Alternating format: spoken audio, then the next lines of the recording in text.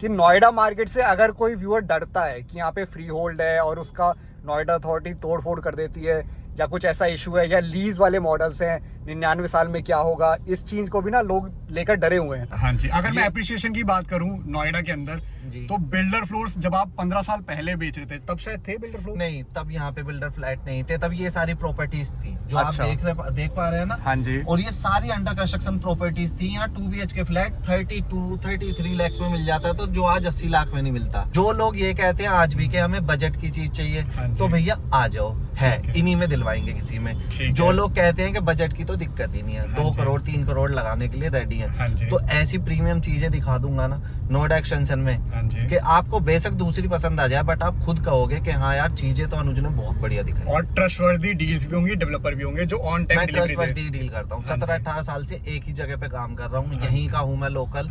मैं क्योंकि फ्रॉड करके फिर भागेंगे भी कहाँ, पूरी जमीन जायदाद खानदान लेकर बैठे हैं भाई। 2 BHK 3 BHK अपार्टमेंट किसी क्लाइंट को लेना हो तो वो कितना मिनिमम बजट लेके आए रेरा अप्रूव्ड? 2 BHK के लिए एटलीस्ट 15 लाख रुपए तो हो, और ये 15 लाख रुपए मैं वो बोल रहा हूँ जिसमें उनकी हम कोशिश करेंगे कि रजिस्ट्री की वैल्यू भी निकल जाए। तो अनुज जी, अगर मैं आपसे पूछूं, ये जो हमारी नोएडा मार्केट है ये बेटर क्यों है गुड़गांव के कंपैरिजन में, अगर हम कहें, या गाजियाबाद के कंपैरिजन में कहें, या फिर हम फरीदाबाद के कंपैरिजन में कहें? अब देखिए, हर कोई अपने रीजन को, जो जहां का रियल्टर होता है, मैं तो बंच ऑफ रियल्टर से भी मिलता हूं, क्लाइंट से भी मिलता हूं, तो हर कोई अपने एरिया को अच्छा बताता है। अब आपसे मुझे ये जानना है कि नोएडा बेटर क्यों है इन कंपैरिजन टू गुड़गांव या फिर गाजियाबाद या फरीदाबाद, और यहाँ पे ऐसा क्या ग्रोथ एक्सपेक्ट है इन फ्यूचर को लेकर कि यहाँ पे तब भी एप्रिसिएशन होता रहेगा?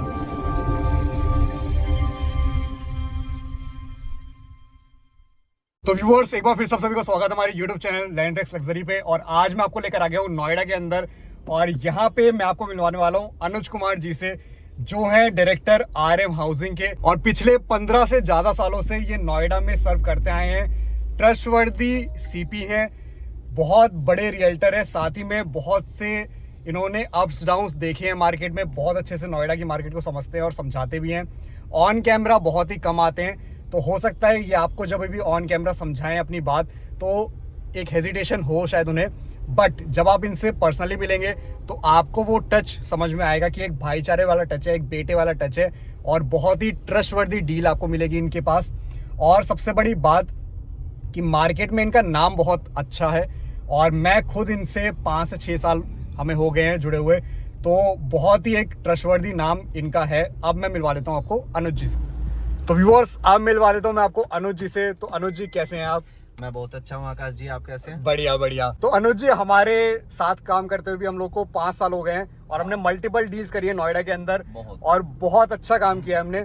और वो काम इसीलिए हो पाया क्योंकि हम दोनों ही ट्रस्टवर्दी डील करते हैं, क्लाइंट के साथ भी और हमारे डेवलपर फॉर्म के साथ भी। करना भी चाहिए। तो अनुज जी, आप हमारे व्यूअर्स को एक बार नोएडा मार्केट के बारे में समझाइए कि नोएडा मार्केट से अगर कोई व्यूअर डरता है कि यहाँ पे फ्री होल्ड है और उसका नोएडा अथॉरिटी तोड़ फोड़ कर देती है, या कुछ ऐसा इशू है, या लीज वाले मॉडल्स हैं 99 साल में क्या होगा, इस चीज को भी ना लोग लेकर डरे हुए हैं, तो इसको आप लेकर क्या कहना चाहते हैं? एक्चुअली डर का माहौल ना इसलिए है कि या तो लोगों को पता नहीं है ठीक से, ठीक है, और बताने वाले जो लोग हैं, हाँ जी, बताने वाले लोग ऐसे हैं कि उनको खुद को भी नहीं पता, हाँ जी, कुछ भी से कुछ भी बता देते हैं। ऐसा नहीं है कि मुझे सब कुछ पता है, हाँ जी, हाँ जी। मुझे भी हो सकता है बहुत कुछ ना पता हो, क्योंकि रियल एस्टेट इंडस्ट्री ना, ये एक ऐसी इंडस्ट्री है जो किसी भी शहर को डेवलप करती है। हाँ जी। ये देख रहे हैं आप, इधर वाली रोड देखिए जरा एक बारी, ये वाली जो ये अभी बन रही है, हाँ जी, ये पूरा शहर कभी ऐसा होता था, और अब इधर देखिए, हाँ जी, आज ये रोड देख रहे हैं आप, ये ग्रीनरी आज इतना डेवलप हो गया है। मैंने उस अंडर कंस्ट्रक्शन रोड जो अभी आपको दिखाई है ना, ये पूरा शहर ऐसा अंडर कंस्ट्रक्शन होता था। एक 2 पहिया वाहन पे चलता था मैं, स्प्लेंडर बाइक पे, और इतनी धूल उड़ती थी कि ऑफिस में साफ सुथरा रहने के लिए ऊपर से कुछ और पहनना होता था। तो आप कितने साल पुरानी बात बता रहे हो? 10 साल, 12 साल? 17 साल, 16-17 साल पुरानी, 16-17 साल पुरानी बात। तब भी आप रियल एस्टेट में ही थे, और उस समय यहाँ कोई सिंगल सोसाइटी में फैमिली नहीं आई थी, ठीक है।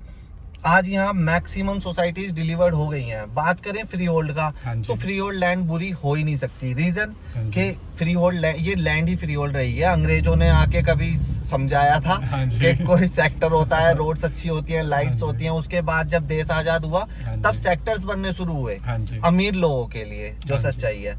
60 से 65% लोग ना आज भी फ्री होल्ड पर रह रहे हैं। हाँ जी। तो वो लैंड गलत पूरा कैसे दिल्ली भी फ्री होल्ड ही है। बिल्कुल। बट यहाँ पे क्या है भैया, नोएडा अथॉरिटी को लेकर ना लोग डरे हुए हैं कि उनकी तोड़फोड़ हो जाएगी, वो कुछ बनाएंगे तो उसको लेकर क्या कहोगे आप? होता क्या है कि जो इलीगल लैंड होती है वाकई में अथॉरिटी केवल उस पे एक्शन लेती है, ठीक है। सारी लैंड पे कभी नहीं लेती। लेकिन मार्केट में जो नॉलेज जाती है वो जाती है कि सारी ही लैंड पे एक्शन हो गया, सारे ही लैंड मतलब बेकार है। ऐसा कभी नहीं हो सकता, ठीक है। क्योंकि फिर वो 60-65% मिडिल क्लास लोग, हम भी मिडिल क्लास हैं, कहाँ जाएंगे बताइए। हाँ जी।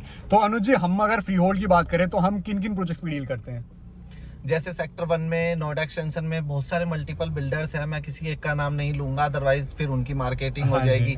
एक की मार्केटिंग होगी, दूसरे नाराज हो जाएंगे। हम तो एज ए एसोसिएशन काम करते हैं, तो मल्टीपल लोगों के साथ काम करते हैं। ये जितनी भी हाई राइज बिल्डिंग्स देखने को मिल रही हैं, दिखाते हैं अभी आपको थोड़ा सिटी भी।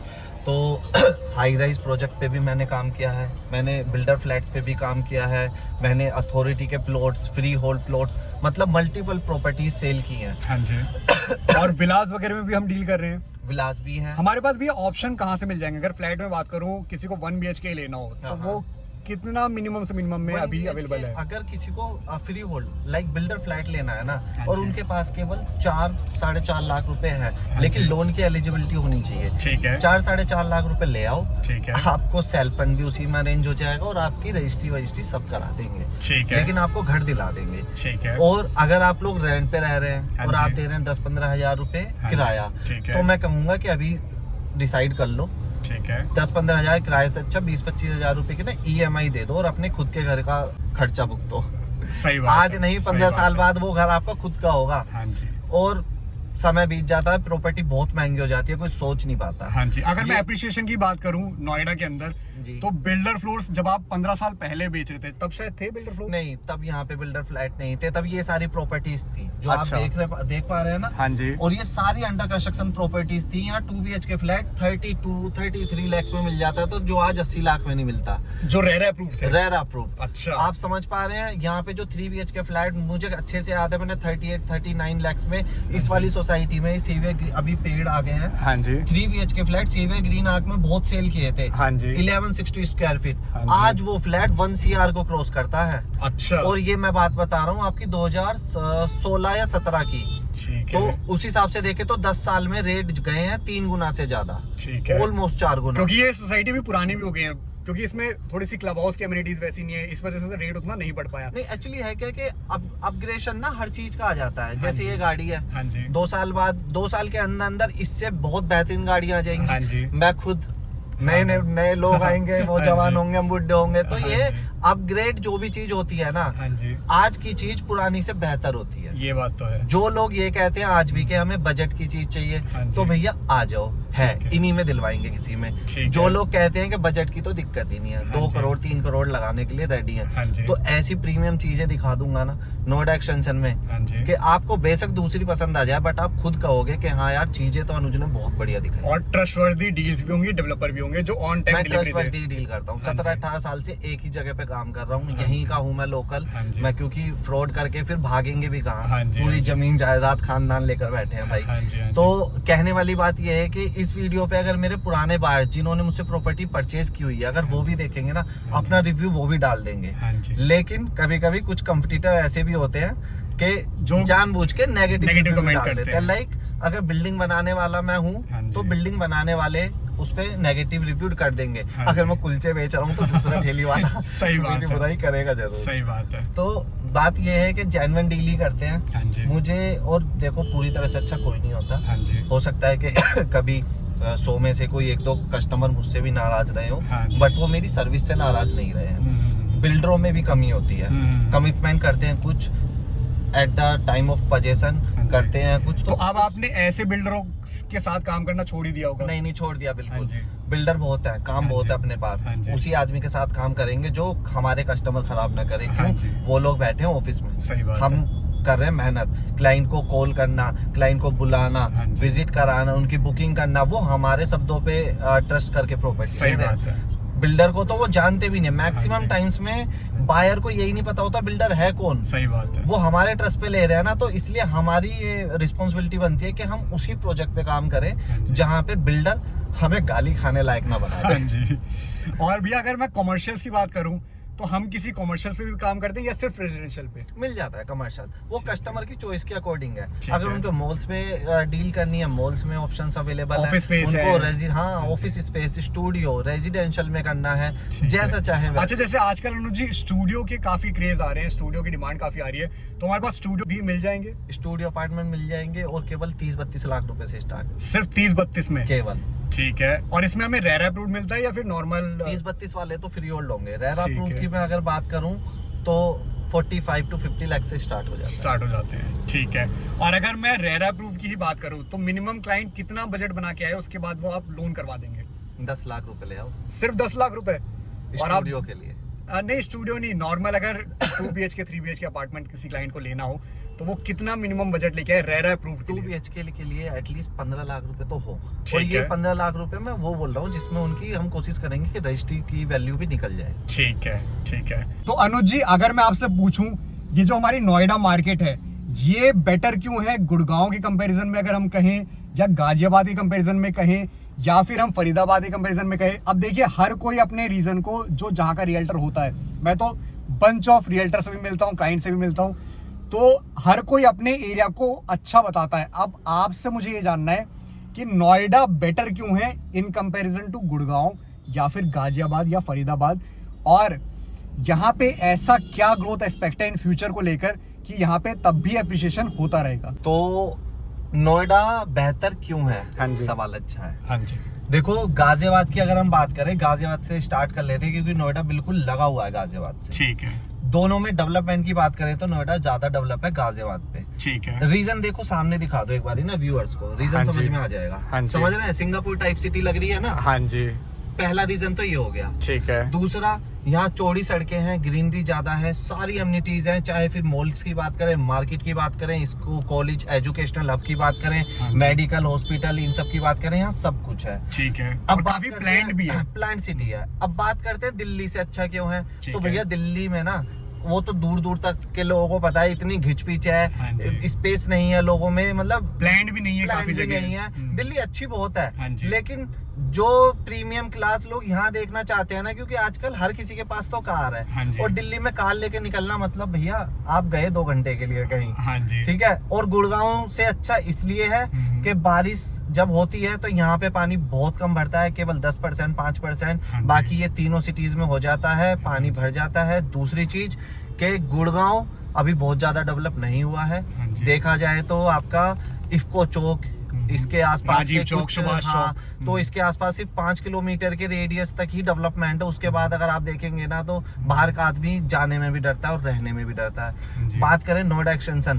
तो 40-50 किलोमीटर का ना चारों तरफ से आप एरिया कवर कर लो, कहीं से कहीं तक आपको डर महसूस नहीं होगा। ठीक और है। डेवलपमेंट हर जगह मिलेगी। मैं अगर राइट जाऊं गाजियाबाद की तरफ तो चले जाओ आनंद विहार तक। हाँ जी। आनंद विहार के बाद भी जब पार करोगे दिल्ली शुरू हो जाएगा, मतलब 100 किलोमीटर तक बढ़िया आपकी डेवलपमेंट होगी। और कनेक्टिविटी बहुत अच्छी है। नोएडा अथॉरिटी की कितनी भी बुराई करो, बट नोएडा अथॉरिटी ने काम तो किया है। नोएडा अथॉरिटी का प्लानिंग बहुत अच्छी है, हाँ काम जी। बहुत अच्छा है, वो तो देख ही पा रहे हाँ हैं। जी। ये देखिए क्या बढ़िया। आपको अगर मन नहीं लग रहा ना, घर से आओ और इसमें चले जाओ, हाँ जी। एक से एक बढ़िया रेस्टोरेंट मिलेंगे, हाँ जी। मॉल्स तो है ही, ऑब्वियस सी बात है। ये ऑफिस, अगर पर्सनल ऑफिस चाहिए वो भी यहाँ मिल जाएगा, स्टूडियो ठीक भी है। बाकी अनुज जी मुझे एक बात बताओ, आप देखो, मैं आपने कंपेयर किया अभी तक नॉर्मल की गुड़गांव भी इतना डेवलप नहीं है आपके अकॉर्डिंग, या फिर? नहीं, गुड़गांव डेवलप है, ठीक बट है। उतने ज्यादा एरिया में डेवलप नहीं है। हाँ, ठीक है, मतलब मोटा आप कहना चाह रहे हो 10 से 15 किलोमीटर का रेडियस है जिसमें गुड़गांव अच्छे से डेवलप हुआ है। ठीक है। अगर हम बात करें नोएडा की, तो नोएडा के अगर मैं सेंटर में बैठा हूँ ना, ठीक तो हम है। 50 किलोमीटर के रेडियस तक इसकी डेवलपमेंट दिखा सकते हैं। ठीक है। अब मैं अगर आपसे ये पूछना चाहूँ कि अगर कोई क्लाइंट है, वो एनसीआर का क्लाइंट है, तो वो नोएडा क्यों चूज करे? पहली चीज कि यहाँ बजट फ्रेंडली प्रॉपर्टी से लेकर लग्जूरियस प्रॉपर्टी तक अवेलेबल है। ठीक है। और वो भी फ्यूचर देख भी लिया है, जब M3M जैकब का आया था तो वो रेट लोगों ने देख लिया नोएडा में, कि नोएडा में भी लग्जरी सेगमेंट आ चुका है, 35,000 का रेट। बिल्कुल। सॉरी। दूसरी चीज हाँ जी। कि कनेक्टिविटी बहुत अच्छी है। ठीक है। तीसरी चीज कि कुछ शहरों में क्या है, डेवलपमेंट तो बहुत अच्छी है, लेकिन जैसे ही रात को 10 बजते हैं ना, तो स्पेशली लेडीज लोग बाहर निकलने में घबराती हाँ हैं। जी। यहाँ कुछ नहीं है, 12 बजे भी निकलो। ठीक है। आपको ना 12 बजे 1 बजे भी यहाँ ऐसा सेफ माहौल मिलेगा, बहुत बढ़िया। हाँ जी। नोएडा मतलब हर तरह से अच्छा है। आप कोई भी टॉपिक मुझसे पूछोगे या खुद भी स्टडी करोगे, यहाँ सिर्फ केवल एक चीज है कि पुराने टाइम में ना बिल्डर्स ने, जो ग्रुप हाउसिंग की बात करें कुछ भी, बिल्डर्स ने बायर्स के भरोसे पे खड़े नहीं उतरे। लेकिन अभी ऐसा वो कई जगह हुआ है। एग्जैक्टली, लेकिन अभी वो चीज भी ना काफी हद तक क्लियर हो चुकी है, क्योंकि रेरा ने भी अब एक्शन लेना चालू कर रेरा दिया ने है। एक्शन लिया है, गवर्नमेंट ने बहुत स्ट्रिक्ट एक्शन लिए हैं, बिल्डर्स की गर्दन पकड़ी है। हाँ जी। तो और जो नहीं दे पाए थे पोजीशन हाँ जी। और अभी भी नहीं दे पाए, तो उनको किसी दूसरे बिल्डर को हैंड ओवर कर दिया गया है, उन दूसरे बिल्डर ने प्रॉपर्टी हैंड ओवर की है। फिलहाल बायर खुश है। और एक चीज और कि फ्री होल्ड प्रॉपर्टीज को लेकर, क्योंकि हर आदमी ना, मैं मल्टीपल प्रोजेक्ट कर रहा हूँ, हाँ जी। जो लोग हाई राइज करते हैं वो फ्री होल्ड की बुराई कर देते हैं, हाँ जी। जो लोग फ्री होल्ड की करते हैं वो हाई राइज की बुराई कर देते हाँ हैं। जी। भैया हर प्रॉपर्टी का, हर प्रोडक्ट का अपना बायर होता है। हाँ जी। जिस इंसान का 25 लाख का बजट है ना घर लेने का, वो अपने बच्चों के लिए 25 लाख का घर लेगा। वो फिर ये नहीं सोचेगा कि भैया मैं 1 करोड़ रुपए, ना 1 करोड़ होंगे, ना वो अपने बच्चों के लिए छत बनाएगा, और एक दूसरे की बस बुराई करते ही रह जाओगे। बुराइयां मत सुनो, मुझे फोन करो, मैं दिलाऊंगा बढ़िया चीज। ठीक है। अच्छा भैया एक बात और बताइए, आप यहाँ को लेकर जो टारगेट होती है नोएडा, वो इसलिए टारगेट हो जाती है क्योंकि लोग ना डरा के रखते हैं कि 99 साल बाद क्या करोगे, ये तो लीज मॉडल पे है। ऐसा कुछ नहीं होता। ठीक है। ये लीज रेंट क्यों लिया जाता है? क्योंकि जब भी कोई नया साइट डेवलप होता है ना, तो उसकी डेवलपमेंट के लिए पैसा काम आता है। ठीक है। इसलिए ये रोड्स देख रहे हो, आज इतनी अच्छी रोड है, डिवाइडर है, ग्रीनरी है, ये उसी लीज कभी पानी नहीं भरता। एग्जैक्टली, ये उसी लीज के पैसों से डेवलप होता है। और रही बात 99 साल बाद क्या होगा, कभी गाजियाबाद भी ऐसे ही हुआ था। जब ये पूरी डेवलपमेंट अच्छे से हो जाएगी, जो अगले 15-20 साल में होने वाली है, उसके बाद वो सब क्लियर हो जाएगा। और लीज हो है फ्री होल्ड, जो प्रॉपर्टी आज आपने ली है वो आपके बाद आपके बच्चों के बच्चों के बच्चों के बच्चों के बच्चों की होती रहेगी, अगर आप बेचो ना तो। लीज मॉडल में भी। लीज मॉडल में भी। तो अनुज जी, अगर मैं आपसे पूछूं कि नोएडा में कौन कौन से भी प्राइम सेक्टर है जहां पे हमारे व्यूअर्स को इन्वेस्ट करना चाहिए, और कौन से ऐसे प्रोजेक्ट है, चलिए प्रोजेक्ट का नाम हम नहीं लेंगे, बट हम सेक्टर्स पे बात करेंगे कि कहाँ पे भी इन्वेस्ट करना बेटर रहेगा, बेशक से उसमें अफोर्डेबल भी हो, बेशक से उसमें लग्जरी सेगमेंट भी हो, बेशक से उसमें फ्री होल्ड भी हो और रेयर अप्रूव्ड भी। अगर सेक्टर की बात करें तो सबसे पहले मेरे माइंड में ना सेक्टर 1 आता है। उसका रीजन है, हाँ जी। अगर हम बात करें हाई राइज प्रोजेक्ट की, तो हाई राइज प्रोजेक्ट लो क्लास और प्रीमियम क्लास के भी वहाँ पे हैं। ठीक है। बिल्डर फ्लैट भी वहाँ पे हैं, फ्री होल्ड प्लॉट भी वहाँ पे है, यथार्थ हॉस्पिटल भी वहाँ पे है, और बढ़िया मार्केट भी वहाँ पे है। तो सेक्टर 1 नोएडा एक्सटेंशन का स्पेशली एक ऐसा सेक्टर है जहाँ आपको हर चीज मिल जाती है और हर बजट की चीज मिल जाती है। और उसके अलावा नोएडा एक्सटेंशन। अच्छा भैया एक बात, क्योंकि मैं देखो ऑनेस्टली हर वीडियो बनाता हूँ, बिल्कुल, सेक्टर 1 में कुछ ऐसे प्रोजेक्ट भी हैं जो फंसे हुए थे। एक्चुअली कुछ प्रोजेक्ट पे ना देखो, गलती कौन करता है? जो जमीन खरीद रहा है ना। हाँ जी। अब उनकी गलती से हमें क्या मतलब है? हमारी फर्ज बनता है कि जो प्रॉपर्टी हम क्लाइंट्स को दिला रहे हैं ना, वो जेन्युइन होनी चाहिए। ठीक है। तो जब भी मैं किसी क्लाइंट बिल्डर के साथ काम करता हूँ, तो खुद से पर्सनली भी ना उस लैंड के बारे में चेक करने की कोशिश करते हैं कि जिस के क्या ये लैंड ओके है। अगर हमें लगता है कि जेन्युइन लैंड पे काम हो रहा है तो काम करते हैं, अदरवाइज हम काम ही नहीं करते। और आप बिल्कुल सही कह रहे हैं कि जिन प्रोजेक्ट पे ऐसे पंगे हुए हैं, वहाँ एक सिंगल क्लाइंट मेरा नहीं होगा। जितने भी ऐसे प्रोजेक्ट है ना जो मतलब फंसे हुए हैं, अथॉरिटी ने जिन पे एक्शन लिया है, उन प्रोजेक्टों में मैंने कभी काम ही नहीं किया, ना मेरी वहाँ कोई सिंगल बुकिंग मिलेगी। जो मैं अभी आपसे बोल रहा था ना कि मैं करता ही नहीं हूँ, तो कस्टमर्स को कहीं ना कहीं एक फेथ ये भी हो सकता है कि मेरे साथ बुकिंग करने में कि हाँ वही प्रोडक्ट दिलाऊंगा जो जेन्युइन हो। ठीक है। और अभी हम सेक्टर्स की बात कर रहे थे, सेक्टर जैसे tax zone 4, sector 16B, sector 1, sector 10, ये वो प्रोजेक्ट हैं जहां मैक्सिमम प्रॉपर्टीज ना, जब बायर आते हैं तो सबसे ज्यादा प्रॉपर्टीज इन्हीं सेक्टर में देखते हैं। ठीक है। ठीक है। तो बाकी जब भी आपके चैनल के थ्रू बायर्स आएंगे, तो कोशिश पूरी रहेगी कि प्रॉपर्टी ले ना ले, बट वो सर्विस से सेटिस्फाइड होकर जाए। ठीक है। ठीक है भैया। तो व्यूअर्स, होप सो आपको ये वीडियो अच्छी लगी हो, होप सो आपको अनुज भैया में और ज्यादा ट्रस्ट नजर आया हो। हम पिछले 5 साल से जुड़े हुए हैं और लिटरली मेरे को खुद बहुत ही चुनिंदा लोग पसंद आते हैं जो क्लाइंट के लिए खड़े हों, जो कर्मों में खड़े हों, और ऐसे लोगों के साथ मैं काम करता हूं, और उसमें से एक अनुज जी भी हैं। तो आपको नोएडा से रिलेटेड आपको कहीं भी इन्वेस्ट करना हो, बेशक से आपको कमर्शियल में जाना हो, बेशक से आपको रेजिडेंशियल में जाना हो, बेशक से आपको फ्री होल्ड में जाना हो या फिर लीज मॉडल पे जाना हो, रेयर अप्रूव्ड में जाना हो, आप उसके लिए मेरे थ्रू एक बार अनुज जी से मिलके देखिए। आप को इतनी जेन्युइन डील मिलेगी और इतने अच्छे से आप सेटिस्फाइड फील करेंगे जितना आप शायद नॉर्मल किसी और रियल्टर से मिलेंगे। तो आपको वो एक नेचुरल जो एक ह्यूमन टच होता है, नेचुरली जो एक ट्रस्टवर्दी वाला टच होता है, वो आपको अनुज जी के साथ ही मिलेगा। तो इसी के साथ इस वीडियो को खत्म करते हैं। और फिर से बता दूं, मैं ऐसी कोई वीडियो भी पेड नहीं करता हूं, तो ये पेड प्रमोशन नहीं है, ये हमारी एक दोस्ती है, ये हमारा एक साथ है जो पिछले 5 सालों से हमने मार्केट में ट्रस्ट जीता है और हमने एक दूसरे का भी ट्रस्ट जीता है। इस बेसिस पे हमने आज ये वीडियो आपके लिए बनाई है।